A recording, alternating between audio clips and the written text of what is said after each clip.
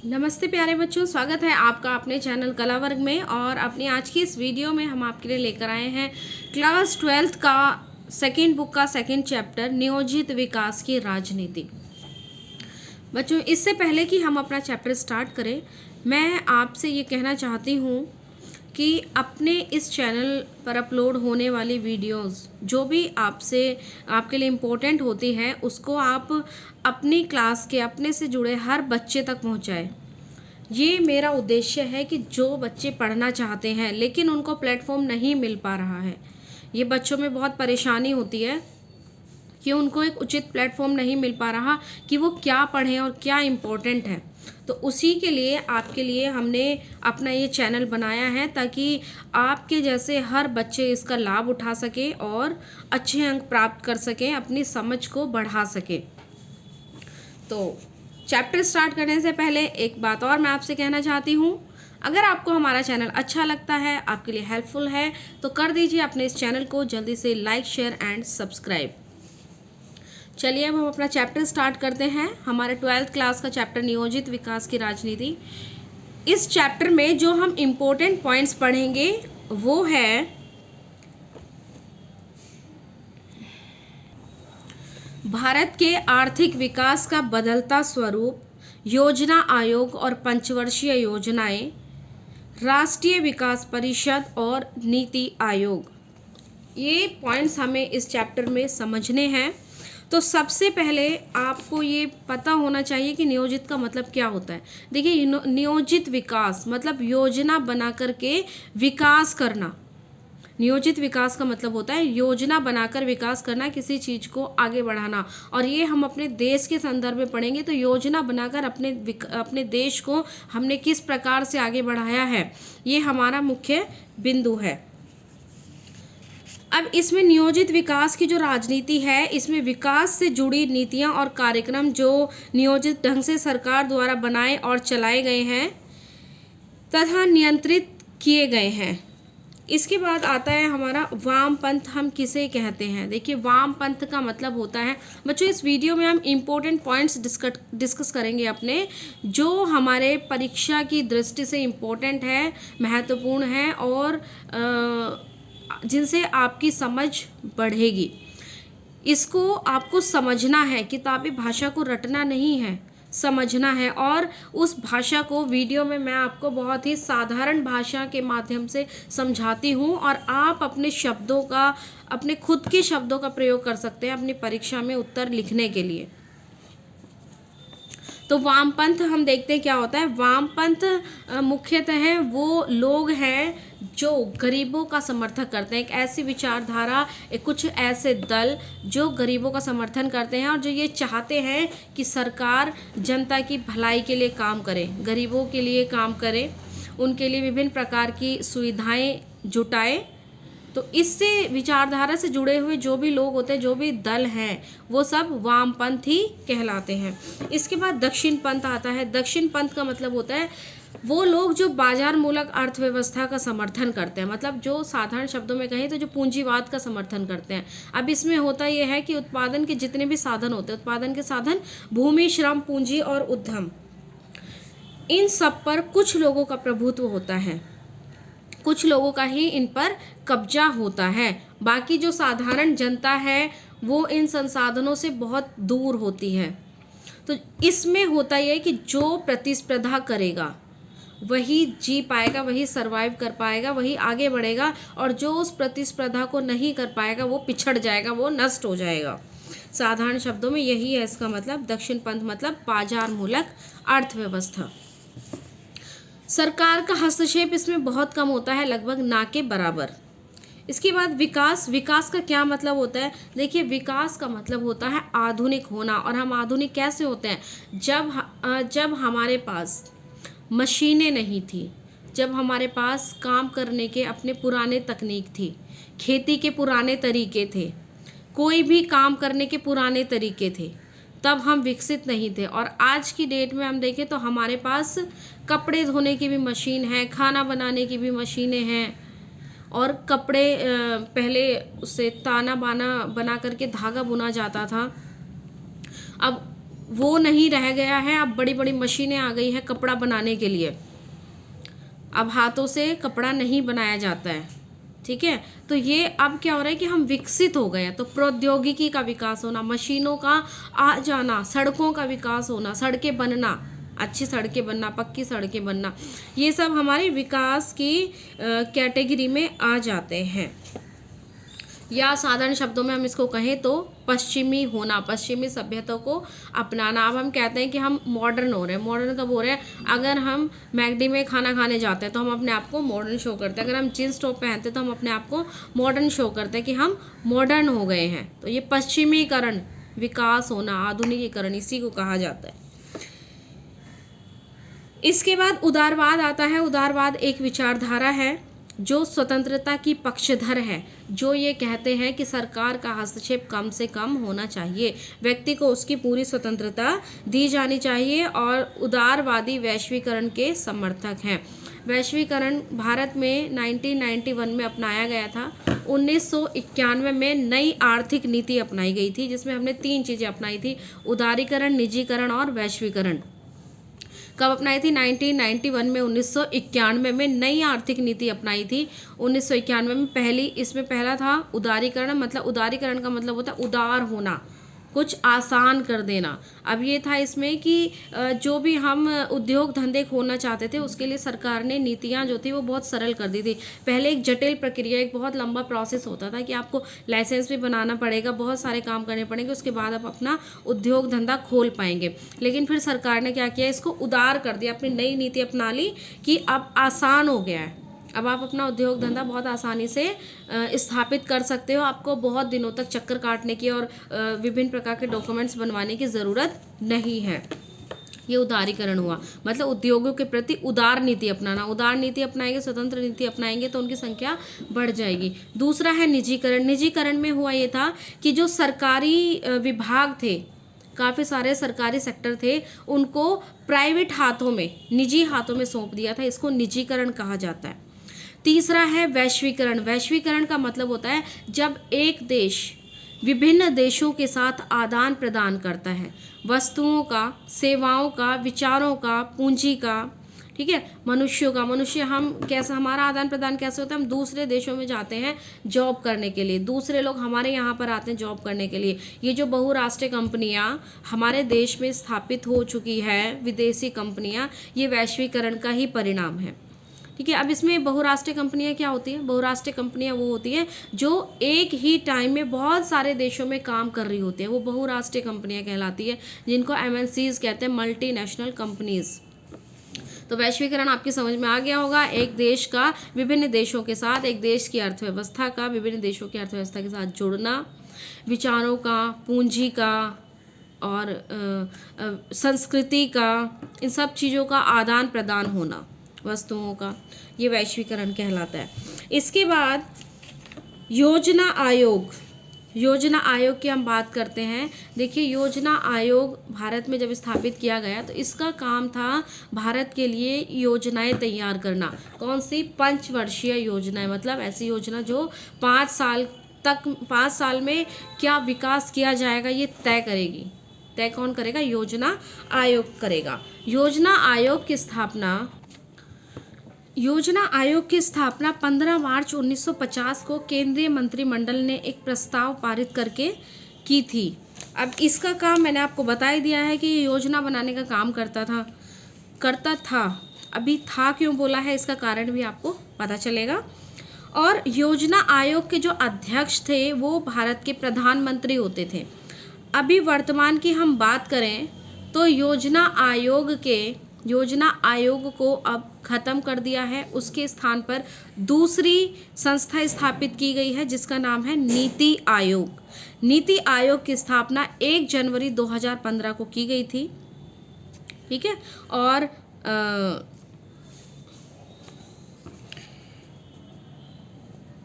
यह एक संस्था है जिसे राष्ट्रीय भारत परिवर्तन संस्थान भी कहा गया। आमतौर पर इसे नीति आयोग के नाम से जाना जाता है। इसका दूसरा नाम भी है राष्ट्रीय भारत परिवर्तन संस्थान।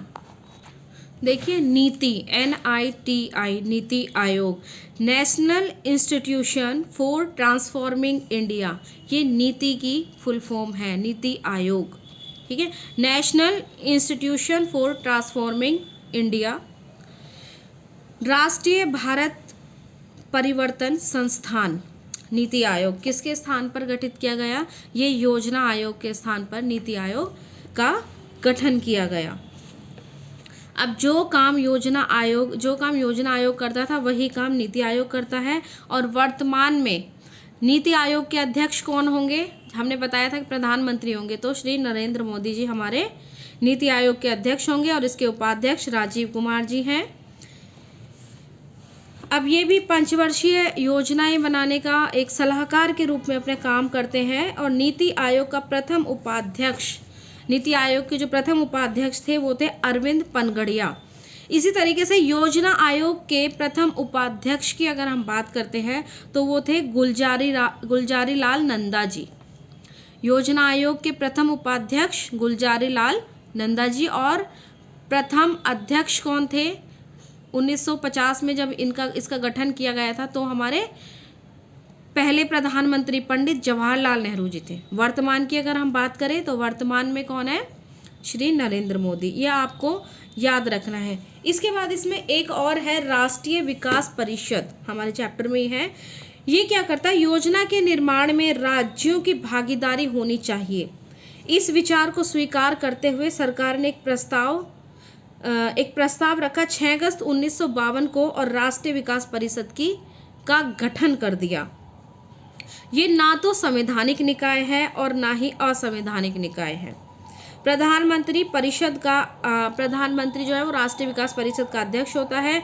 योजना आयोग का सचिव इसका सचिव होता है। इसके बाद भारतीय संघ के सभी राज्यों के मुख्यमंत्री तथा योजना आयोग के सभी सदस्य इसके पदेन सदस्य होते हैं। राष्ट्रीय विकास परिषद का मुख्य कार्य केंद्र व राज्य सरकार और योजना आयोग के बीच सेतु की तरह काम करना होता है। मतलब जो ये पूछा जाए योजना आयोग और सरकार के बीच में एक सेतु का, एक पुल के रूप में काम कौन करता है, तो वो राष्ट्रीय विकास परिषद करती है। इसके बाद हमारा अगला इंपॉर्टेंट पॉइंट आता है बॉम्बे प्लान क्या था। देखिए बॉम्बे में सन 1944 में कुछ उद्योगपति इकट्ठे हुए और उन्होंने इकट्ठे होकर के एक उद्योगपतियों का एक वर्ग तैयार किया, एक समूह तैयार किया, ठीक है, जिसने अपनी अर्थव्यवस्था को नियोजित तरीके से चलाने के लिए योजना बनाई, प्लान बनाया था। उसी को ही उसने एक प्रस्ताव जो प्रस्तुत किया था संयुक्त रूप से, उसी को ही बॉम्बे प्लान कहा गया। तो बॉम्बे प्लान आपको समझ में आ गया होगा। इसके बाद बजट किसे कहते हैं? हम बजट बात करते रहते हैं तो ये पता भी होना चाहिए कि बजट कहते किसे हैं, ठीक है। तो सरकार का आय और व्यय का मतलब उनको क्या इनकम हुई और क्या उन्होंने खर्च किया, क्या उनके पास आय हुई और कितना उन्होंने खर्च किया, इसी का लेखा जोखा रखना, इसका लेखा जोखा रखना हमारा बजट कहलाता है। तो बजट आपकी समझ में आ गया होगा, बॉम्बे प्लान समझ में आ गया। इसके बाद हम बात करते हैं अपने केरल मॉडल की। केरल मॉडल क्या था? केरल में विकास और नियोजन के लिए जो रास्ता चुना उसी को केरल मॉडल कहा जाता है, ठीक है। मतलब किस तरीके से केरल अपना विकास करेगा, किस प्रकार से योजना बना करके केरल अपना विकास करेगा, उसी को ही केरल योजना या केरल मॉडल उसी को ही कहा जाता है। इसमें केरल ने क्या क्या किया था? शिक्षा, स्वास्थ्य, भूमि सुधार, खाद्य वितरण और गरीबी उन्मूलन पर जोर दिया था। तो हम साधारण शब्दों में ये कह सकते हैं केरल ने अपने अर्थव्यवस्था को सुधारने के लिए शिक्षा, स्वास्थ्य, भूमि सुधार, खाद्य वितरण और गरीबी उन्मूलन से संबंधित जो रास्ता चुना था, जो योजना बनाई थी, इसी को ही केरल मॉडल कहा जाता है। और बहुत ही सिंपल, अगर ये भी याद ना रहे तो केरल ने अपने विकास करने के लिए जो रास्ता अपनाया था, नियोजन का जो रास्ता अपनाया था, उसी को ही केरल मॉडल कहा जाता है। इसके बाद हमारी हरित क्रांति आती है कि हरित क्रांति किसको कहते हैं। अब हरित क्रांति, देखिए हरित मतलब हरा, हरे क्या? खेती से संबंधित कोई क्रांति आई होगी। तो हरित क्रांति की जब हम बात करते हैं तो मोटे अनाजों की उपज में एक क्रांतिकारी परिवर्तन होना, बढ़ोतरी होना, ये हरित क्रांति कहलाई। इसी तरीके से श्वेत क्रांति भी थी। श्वेत क्रांति, श्वेत क्या होता है? दूध होता है, सफ़ेद। तो दूध के उत्पादन में वृद्धि करना, ये हमारी श्वेत क्रांति कहलाई। इसी को ही ऑपरेशन फ्लड भी कहा जाता है। इसमें दूध और दूध से बनी जितनी भी वस्तुएं होती है, दही होता है, पनीर होता है, ठीक है, मतलब सफ़ेद चीज़ों की उपज में, सफ़ेद चीज़ों में वृद्धि करना। दूध से ही सारी चीज़ें बनेगी, तो दूध के उपज में उपज तो नहीं होती, मतलब दूध में वृद्धि होना, ये हमारा कहलाया क्या, श्वेत क्रांति हमारी कहलाई, या ऑपरेशन फ्लड ये कहलाया। इसके बाद हम आ जाते हैं अपने पंचवर्षीय योजनाओं पर। पंचवर्षीय योजना की जब हम बात करते हैं तो पहली पंचवर्षीय योजना का कार्यकाल 1952 से 1956 का रखा गया है। कहीं कहीं इसका 1952 से रखने का मतलब कारण ये था, 52 से कहने का कारण ये था कि 1951 में ये पूरी प्रक्रिया, चुनाव की प्रक्रिया शुरू हो गई थी, लेकिन चुनावों की ख़त्म होते होते 1952 आ गया था। 1952 में जाकर के ही सारी जगह चुनाव संपन्न हो पाए थे और उसके बाद हमारी सरकार बनी थी। तो इसीलिए 1952 से 1956 को प्रथम पंचवर्षीय योजनाओं का कार्यकाल कहा जाता है। और हमारी जो पहली पंचवर्षीय योजना थी उसका मुख्य उद्देश्य था कृषि पर जोर देना, कृषि के विकास पर जोर देना। दूसरी पंचवर्षीय योजना की जब हम बात करते हैं तो 1956 से 1961 तक थी। तो दूसरी पंचवर्षीय योजना में उद्योगों के विकास पर बल दिया गया था। ये 2 पॉइंट्स जो मैंने आपको बताए हैं ये बहुत इंपॉर्टेंट है, इसी के बेस पर आप अपना लॉन्ग क्वेश्चन भी कर सकते हैं। देखिए, प्रथम पंचवर्षीय योजना को तैयार करने वाले एक अर्थशास्त्री थे जिनका नाम था KN राज, ये आपको याद रखना है। प्रथम पंचवर्षीय योजना को तैयार करने वाले KN राज जी थे, ये एक अर्थशास्त्री थे। इसके बाद दूसरी जो पंचवर्षीय योजना थी हमारी, भारी उद्योगों के विकास पर बल देना, ठीक है। ये इसमें प्रमुख जो सदस्य थे वे थे PC महालनोबिस। द्वितीय पंचवर्षीय योजना के महान अर्थशास्त्री थे हमारे PC महालनोबिस, और पहली के थे KN राज। ये दोनों नाम आपको याद होने चाहिए। अब हम विकास के मॉडल की बात करते हैं तो भारत के सामने विकास के लिए, आज़ादी के बाद विकास के लिए 2 मॉडल उनके सामने थे। एक तो सोवियत संघ का समाजवादी मॉडल और दूसरा संयुक्त राज्य अमेरिका का पूंजीवादी मॉडल। तो भारत ने क्या किया, ना तो भारत ने पूंजीवादी मॉडल अपनाया और ना ही समाजवादी मॉडल अपनाया। भारत ने मिश्रित मॉडल अपनाया। भारत ने इन दोनों का मिश्रण करके अपना एक नया मॉडल तैयार किया, मिश्रित मॉडल, मिश्रित अर्थव्यवस्था, इसीलिए भारत की अर्थव्यवस्था को कहा जाता है। इसमें हमारे पास सरकारी भी और प्राइवेट भी, दोनों ही प्रकार के उद्योग धंधों से लेकर के हॉस्पिटल से लेकर के स्कूलों तक सब कुछ, प्राइवेट और सरकारी दोनों ही चीज़ें हैं। देखिए, पूंजीवादी में तो मतलब प्राइवेट सब कुछ होना था, और समाजवादी में पूरा का पूरा सामाजिक मतलब सरकारी होना था। तो भारत में सरकारी भी है और प्राइवेट भी है। भारत ने मिश्रित मॉडल अपनाया था। तो ये मॉडल भी आ जाते हैं कि भारत ने कौन सा मॉडल अपनाया विकास के लिए। तो भारत ने अपने देश के विकास के लिए मिश्रित अर्थव्यवस्था का मिश्रित मॉडल अपनाया, जिसमें समाजवाद और पूंजीवाद दोनों का मिश्रण था। अब हम अपनी ये प्रथम 3 जो योजनाएं थी, पंचवर्षीय योजनाएं, प्रथम, द्वितीय और तृतीय, तीनों पंचवर्षीय योजनाओं को थोड़ा डिटेल में समझ लेते हैं। पेपर में ये 6 नंबर का प्रश्न आ जाता है बच्चों आपके। तो इसमें हमें सबसे पहले हमारी प्रथम पंचवर्षीय योजना, तो इसकी जो इम्पोर्टेंट बातें हैं, सबसे पहले तो ये इसका टाइम पीरियड कब से कब तक था, तो 1952 से 1956। आप 1951 से 56 भी लिख सकते हैं, दोनों सही है, लेकिन अगर टिक मार्क वाला आता है तो उसमें आपको ऑप्शन अच्छे से चेक कर लेना है। तो जो अगर 52 वाला 52 से 56 का ऑप्शन होगा तो 51 वाला ऑप्शन उसमें नहीं आएगा, तो आपको अच्छे से इसमें चेक करना है। चलिए, इसमें हम आते हैं। योजना में ज़्यादा जोर कृषि पर था, जैसे कि मैंने आपको पहले बताया था।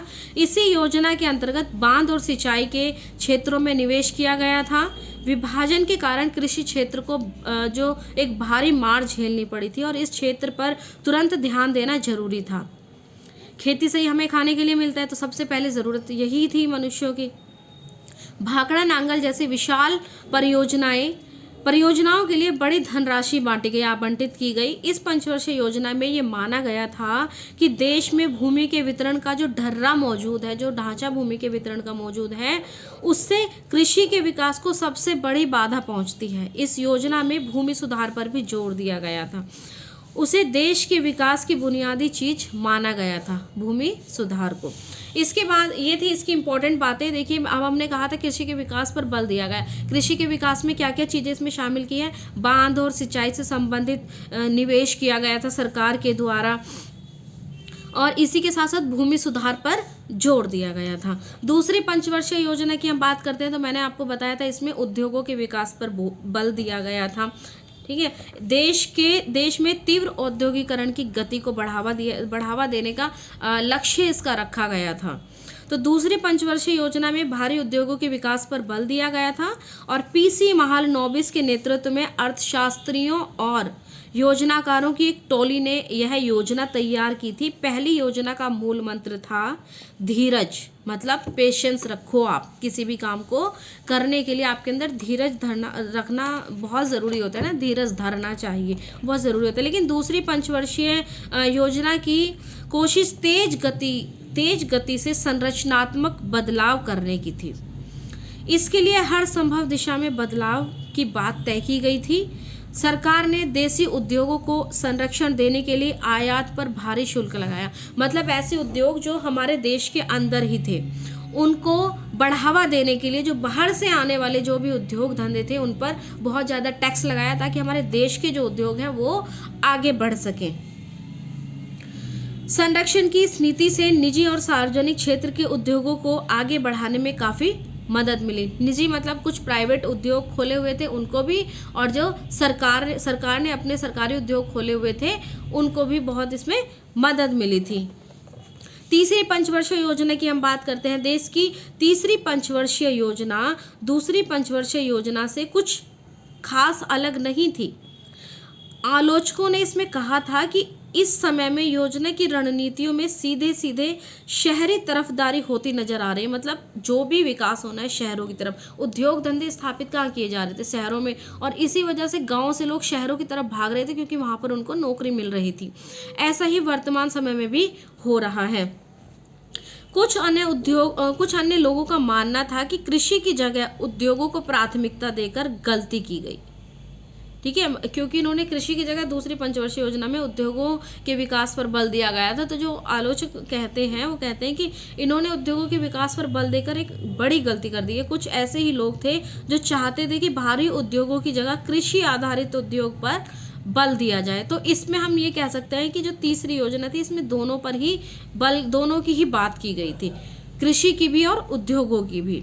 तो ये हमारी जो तीनों पंचवर्षीय योजनाएं थी ये इसका एक सारांश था। आप अपनी लैंग्वेज में इसको लिख सकते हैं समझ करके। अगर आपको एक बार समझ में नहीं आता है तो आप 2-3 बार इस वीडियो को देख सकते हैं, तो आपको आसानी से सब कुछ समझ में आ जाएगा। इसके बाद हम बात करते हैं हरित क्रांति क्या थी। पेपर में ये प्रश्न मतलब लगभग लगाइए आपके हर साल पूछा ही जाता है कि हरित क्रांति क्या थी, इसके 2 नकारात्मक और 2 सकारात्मक प्रभाव बताइए। ये बहुत इंपॉर्टेंट प्रश्न है। या तो 2 नकारात्मक 2 सकारात्मक आ जाएंगे, या 3 नकारात्मक 3 सकारात्मक प्रभाव इसके आ जाएंगे। हम बात करते हैं हरित क्रांति की। जैसे कि मैंने आपको बताया था, हरित क्रांति में खास तौर से मोटे अनाजों की उपज में क्रांतिकारी बदलाव होना, उसकी उपज में बढ़ोतरी होना ही हरित क्रांति से संबंधित है। अब सरकार ने खाद्य सुरक्षा को सुनिश्चित करने के लिए कृषि की एक नई रणनीति अपनाई थी। जो इलाके खेती और किसान के मामलों में पिछड़े हुए थे, खेती से संबंधित पिछड़े हुए थे, शुरू में सरकार ने उनको ज़्यादा सहायता देने की नीति अपनाई थी ताकि वो आगे बढ़ सकें, अपनी कृषि को अच्छा कर सकें। इस नीति को छोड़ दिया गया, और जब सरकार ने अब उन इलाकों पर ज़्यादा संसाधन लगाने का फैसला किया जहां सिंचाई सुविधा मौजूद थी। अब सरकार ने क्या किया, एक नई रणनीति अपनाई। उन्होंने वहां पर पैसा इन्वेस्ट करना शुरू किया जहां पर सिंचाई की सुविधा थी। खेती के लिए सिंचाई की सुविधा मतलब पानी की व्यवस्था होना बहुत ज़्यादा जरूरी होता। तो ऐसी जगह पर सरकार ने निवेश करना शुरू किया, और जहाँ के किसान समृद्ध थे, ठीक है, मजबूत थे जहाँ के किसान, इस नीति के पक्ष में दलील ये दी गई थी कि पहले से ही सक्षम वे कम समय में ही उत्पादन को तेज कर सकते हैं। जो पहले से ही मजबूत है वो कम समय में ज़्यादा उत्पादन करने के लिए बहुत सारे प्रयास कर सकता है, लेकिन जो कमज़ोर है उसके लिए पहले आपको सारी सुविधाएं जुटानी पड़ेगी, उसके बाद ही वो उस तरफ बढ़ेगा। पहले सुविधाएं उसको देनी पड़ेगी। जिसके पास पहले से सुविधाएं, सरकार ने उनकी तरफ ज़्यादा ध्यान देना शुरू किया। अब उसमें क्या हुआ कि कम समय में ही उत्पादन को तेज रफ्तार से बढ़ाने के लिए सरकार ने उच्च गुणवत्ता वाले बीज जो थे वो और उर्वरक, खाद, कीटनाशक, पेड़ पौधों में कीड़े मकोड़े लग जाते हैं, किस कीड़े लग जाते हैं तो उसके लिए दवाइयाँ आती हैं जिनको कीटनाशक कहते हैं, और सिंचाई की बेहतर सुविधा एक अनुदानित मूल्य पर मुहैया कराने का फैसला किया। मतलब एक उचित मूल्य पर, एक ऐसा उचित मूल्य जिसको वो अफोर्ड कर सके, खरीद सके इन सारी चीज़ों को, ऐसे रेट उनके रखे गए और इसी की वजह से ही हमारी उपज में काफ़ी वृद्धि हुई। सरकार ने इस बात की भी गारंटी दी थी कि उपज को एक निर्धारित मूल्य पर खरीदा भी जाएगा। आपकी उपज अच्छी होती है तो एक निर्धारित, मतलब एक मिनिमम वैल्यू, उसकी मिनिमम कीमत उसकी तय कर दी जाएगी कि ये चीज़ आपसे इतने रुपए किलो में या इतने रुपए क्विंटल में आपसे खरीद ली जाएगी। यही उस परियोजना की शुरुआत थी जिसे हरित क्रांति कहा गया। मतलब हम कहें तो सरकार ने किसानों को गारंटी दी थी कि उनका जो भी उनकी उपज होगी, जो भी उनकी फसल होगी, सरकार ने उसको एक सुविधा, एक हम कह सकते हैं एक मजबूती प्रदान की थी कि आपकी उपज को कम, मतलब उचित दामों पर खरीदा जाएगा। ऐसा नहीं होगा कि आपको उससे नुकसान उठाना पड़े। तो लोगों ने काफ़ी कदम उठाए और इसका फ़ायदा भी किसानों को मिला और हमारे पूरे देश को भी मिला। हरित क्रांति के 2 सकारात्मक प्रभावों की हम बात करते हैं तो हरित क्रांति में धनी किसान, जो बड़े भूभाग या भूस्वामियों को ज़्यादा फायदा हुआ था, ये बात आती है इसमें। हरित क्रांति से खेतीहर पैदावार में सामान्य किस्म का इजाफा हुआ था। जिनके पास खेती कम थी उनको एक सामान्य से लाभ हुआ था और देश में खाद्यान्न की उपलब्धता में बढ़ोतरी हुई थी। सबसे पहला इंपॉर्टेंट पॉइंट इसमें यही आता है, सकारात्मक जो प्रभाव था इसका, कि खाद्यान्नों में वृद्धि हुई थी। दूसरा पॉइंट हमारा आता है कि इसमें समाज के विभिन्न वर्गों और देश के अलग अलग इलाकों के बीच ध्रुवीकरण हुआ था। जैसे पंजाब, हरियाणा, पश्चिम उत्तर प्रदेश जैसे इलाके कृषि के लिहाज से समृद्ध हो गए थे, जबकि बाकी इलाके खेती के मामले में पिछड़े हुए थे। तो कुछ इलाकों को इससे ज़्यादा फायदा हुआ था।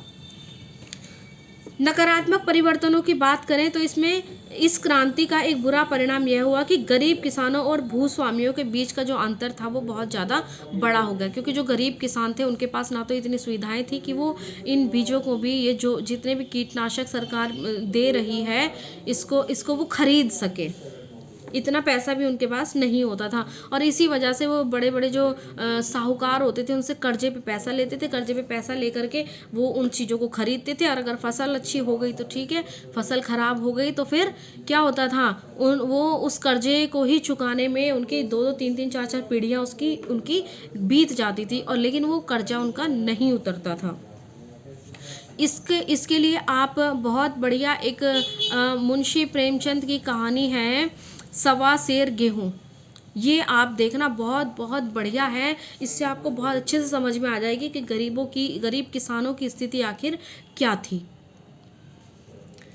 तो अमीर और गरीब जो किसान थे उनके बीच की जो खाई थी वो बहुत ज़्यादा बढ़ गई थी। दूसरा प्रभाव इसका ये आता है कि हरित क्रांति के कारण कृषि में मंझोले दर्जे के जो किसान थे, मतलब मीडियम थे, ना बहुत ज़्यादा अमीर थे ना बहुत ज़्यादा गरीब थे, यानी कि मध्यम श्रेणी के जो भूस्वामी थे, ऐसे वाले किसानों का उभार हुआ था।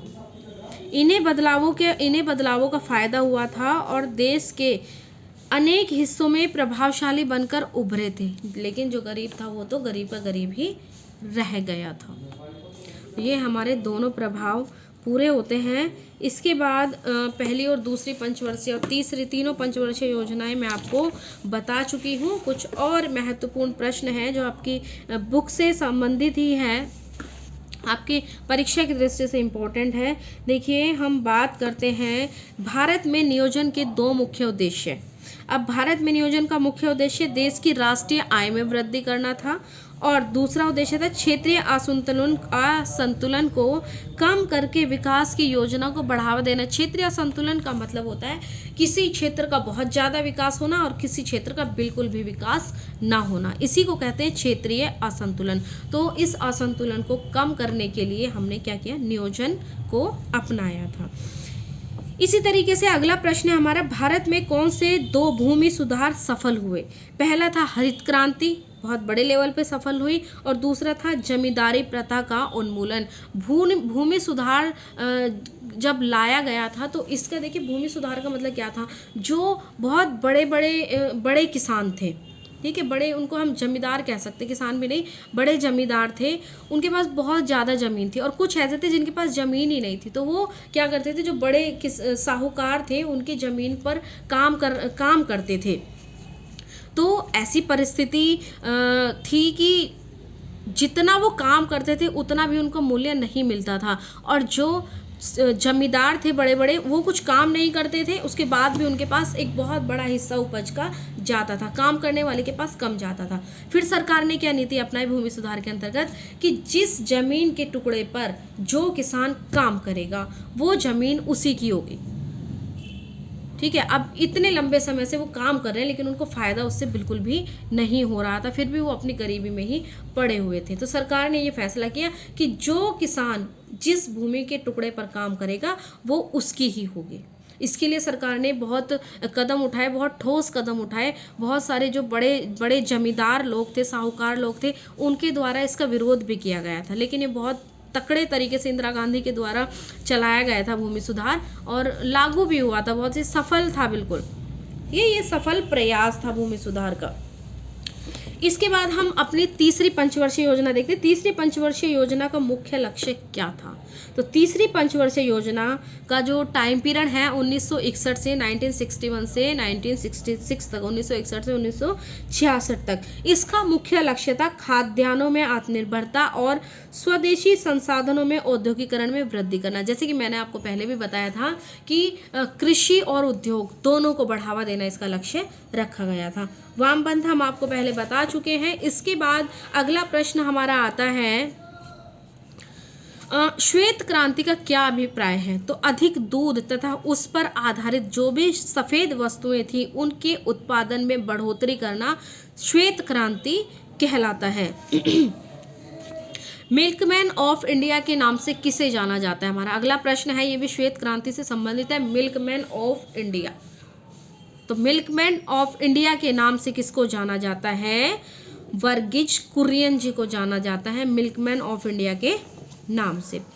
इसके बाद हमारा अगला प्रश्न आता है कि उड़ीसा के पोस्को लोहा इस्पात संयंत्र की स्थापना करने में स्थानीय लोग डर क्यों रहे थे? तो इसका कारण ये था, या इससे रिलेटेड जो दूसरा प्रश्न ये हो सकता है इसी का सब्स्टिट्यूट में, कि उड़ीसा में पोस्को लोह इस्पात संयंत्र की स्थापना का वहाँ के आदिवासियों ने क्यों विरोध किया? तो विरोध करने का कारण ये था, देखिए कोई भी उद्योग अगर कहीं पर स्थापित किया जाता है तो उसको ज़मीन चाहिए होती है, और उस ज़मीन पर आदिवासी लोग रहते थे, और आदिवासी लोग या लोग उसका विरोध इसीलिए कर रहे थे क्योंकि उनको अपनी ज़मीन छोड़नी पड़ती, और जब वो अपनी ज़मीन छोड़ते तो फिर उनके रहने के सब संसाधन खत्म।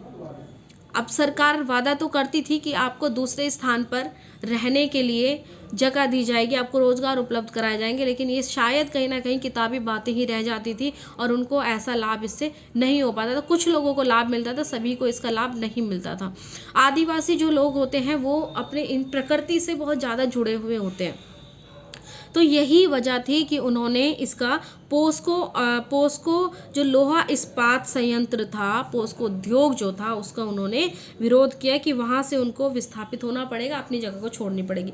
कोई भी अपनी जगह को आसानी से नहीं छोड़ना चाहता। अगर आपसे भी कोई ये कहे कि आप जहाँ पर रहते हो वहाँ पर कोई मॉल बनाया जाना है या फिर कोई बड़ी फैक्ट्री यहाँ पर स्थापित की जाएगी, सरकार का ऑर्डर आया है, तो क्या आप आसानी से वहाँ से हटोगे? बिल्कुल भी नहीं हटोगे, क्योंकि कितनी मुश्किल से आपने अपना घर बनाया था और अब एकदम से आपको वो जगह आपको अपनी छोड़नी पड़ रही है, ठीक है। तो इसीलिए उन्होंने इसका विरोध किया था। देखिए इससे इस प्रकार का कोई भी प्रश्न आए आप मेन कारण ये उसमें दे सकते हैं।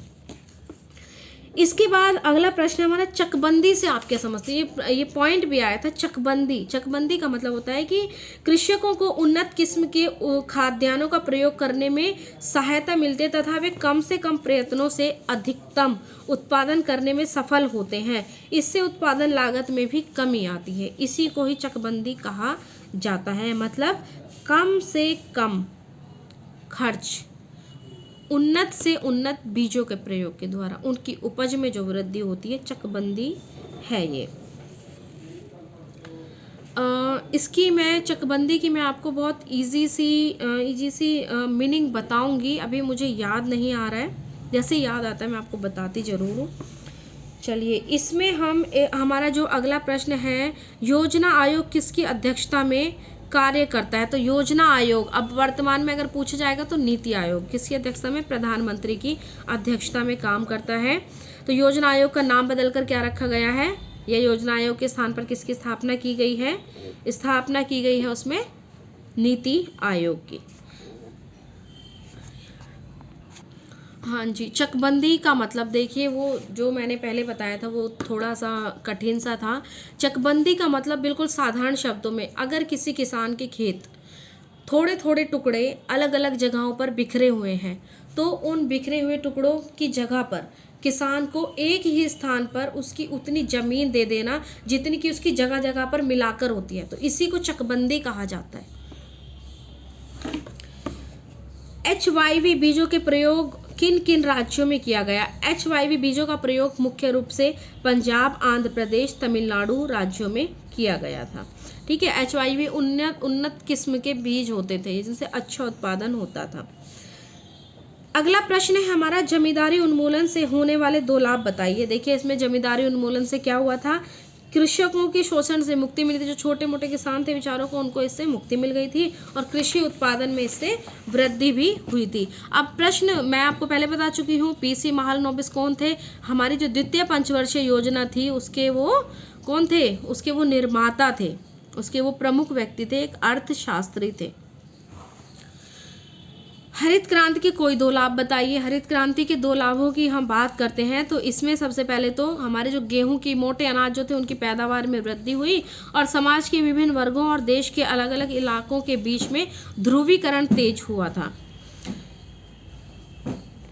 ठीक है, इसके बाद हम बात करते हैं अपना अगला जो प्रश्न है, पूंजीवादी मॉडल और समाजवादी मॉडल के बीच में अंतर। देखिए, पूंजीवादी मॉडल है, इसमें अर्थव्यवस्था पर सरकार का नियंत्रण कम से कम होता है। इसमें किसका नियंत्रण होता है? पूंजीपतियों का। और समाजवादी में क्या होता है? समाजवादी जो मॉडल है, अर्थव्यवस्था है, इसमें उत्पादन तथा वितरण के सभी साधनों पर राज्य का या सरकार का नियंत्रण होता है। दूसरा पॉइंट है, पूंजीवादी प्रणाली मुक्त बाजार, खुली प्रतियोगिता, निजी क्षेत्र और निजी संपत्ति के सिद्धांतों पर आधारित है। मतलब जो कुछ भी होगा वो सब कुछ प्राइवेट होगा। जबकि समाजवादी में क्या है? समाज के नियंत्रण पर आधारित है, मतलब सरकार का नियंत्रण होगा। सरकार ही उत्पादन की मात्रा, गुणवत्ता, वस्तुओं की कीमतें निश्चित करेंगी। पूंजीवादी में पूंजीवादी प्रारूप या बाजार, पूंजीवादी जो मॉडल है इसको बाजार प्रारूप भी या बाजार मॉडल भी इसको कहा जाता है। और जबकि समाजवादी मॉडल है, इसमें निजी क्षेत्र, निजी व्यापार तथा निजी संपत्ति का कोई स्थान नहीं होता है। इसमें सब कुछ सरकारी होता है, सब कुछ प्राइवेट होता है। तो ये इसके बीच में मुख्य अंतर थे। बच्चों, ये चैप्टर हमारा यहीं पर कंप्लीट होता है।